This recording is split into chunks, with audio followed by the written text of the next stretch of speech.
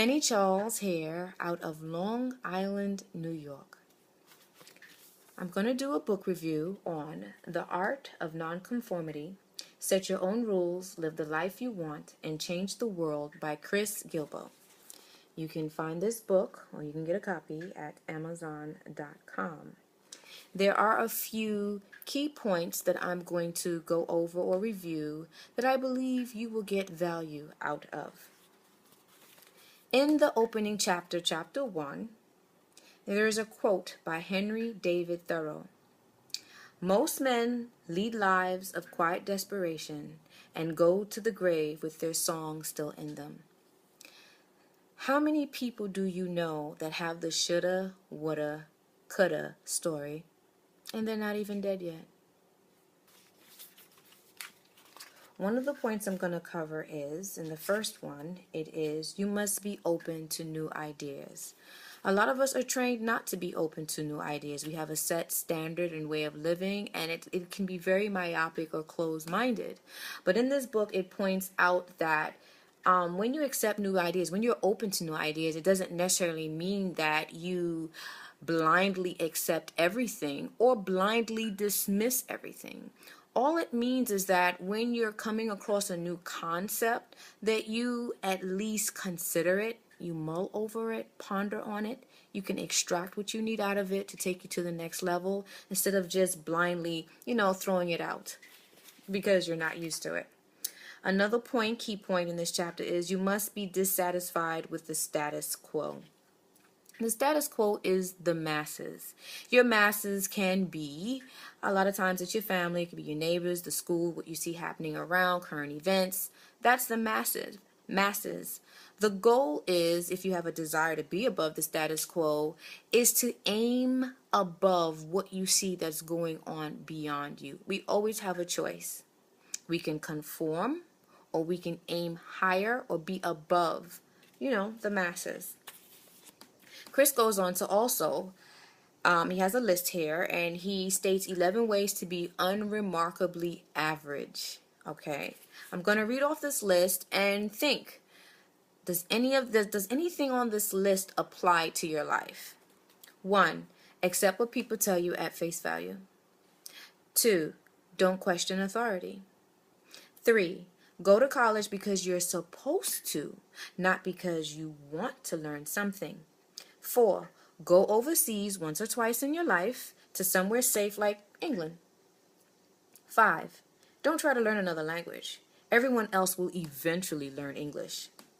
6, think about starting your own business, but never do it. 7, think about writing a book, but never do it. 8, get the largest mortgage you qualify for and spend 30 years paying for it. Okay, well, how many people do you know do that? 9, sit at a desk 40 hours a week for an average of 10 hours of productive work. Okay, so you mean to tell me I spend 40 hours a week at work and I'm only doing 10 hours of productive work, so that means that's 30 hours that I'm wasting time spinning my wheels. 10, don't stand out and draw attention to yourself. 11, jump through hoops, check off boxes. In the end of this chapter, he has a story that I believe parallels with life. The 5 Monkeys and the Clear Alternative. And I'll read it to you. It's a short story. Have you ever heard the story of 5 monkeys in a cage? It goes like this. 5 monkeys are thrown in a cage by a sadistic monkey hater. Enough food and water is available at the bottom of the cage, saving them from starvation while forcing them to lead a boring life of staring through the glass every day. The food at the bottom is bad, but sufficient. I'm going to parallel that to living, in the sense that when it says that the food at the bottom is bad, sometimes how we earn a living, how we wake up, and how we go about our day is bad. It doesn't feel good to us. It's uncomfortable. It's causing stress, but it is sufficient. It keeps the lights on. It keeps the roof over our head. It keeps food in our belly. All right, now going back to the story. At the top of the cage, now mind you, they said that, the monkeys, they're in the bottom of the cage and they have food at the bottom, and it's bad, but it's not, but it's sufficient. Okay, so now at the top of the cage, however, a large stalk of bananas alluringly waits. Conveniently, a ladder to the top has been provided by the sadist. After getting over the shock of being caged, one of the monkeys scales the ladder and reaches for a banana. All of a sudden, a fire hose appears from nowhere.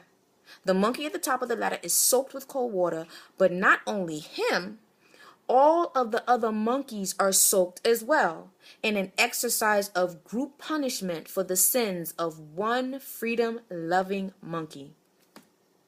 Over the next few days, the experience repeats itself several times. One monkey makes a run for the bananas, the whole troop of monkeys gets soaked, and pretty soon the group starts beating up any monkey brave enough to scale the ladder. The monkeys reluctantly accept the fate of living a life without bananas. I believe that's also comparable to a lot of us are, we live the life without accomplishing our dreams. I'm talking about that worthwhile dream that's big, that gets you excited. A lot of us, we accomplish goals, but I'm talking about the bigger goals or the bigger dreams. Then one day, back to the story, the experiment changes. The sadist takes one monkey out of the cage and replaces him with another one. Not knowing the consequence of being doused with cold water, the new monkey immediately begins to scale the ladder in pursuit of a banana. The rest of the monkeys pull her down before she reaches the top, and the troops settle in again. I believe this part also parallels when you do have your dream and you tell people and you're going for it. No, you can't do that. That's not possible. Where'd you get that idea? Where'd you get that idea from? How do you think you're going to do that? I haven't seen anybody else do it. It's not possible. Getting back, the next day, another monkey is replaced, and then another, and the process repeats itself. The new monkey lunges for the bananas, gets pulled down, and adapts, just like how we adapt to just surviving and not going after our dreams. It's not fulfilling our dreams. Okay? After 5 days, no monkey from the original troop remains, and no monkey has ever been soaked with cold water. But every monkey knows they are not supposed to climb the ladder. One of the monkeys finally asks, "Hey, why can't we eat the bananas?" The others shrug their shoulders and say, "We're not sure. We just know we can't." See you in the next video to cover points on Chapter 2.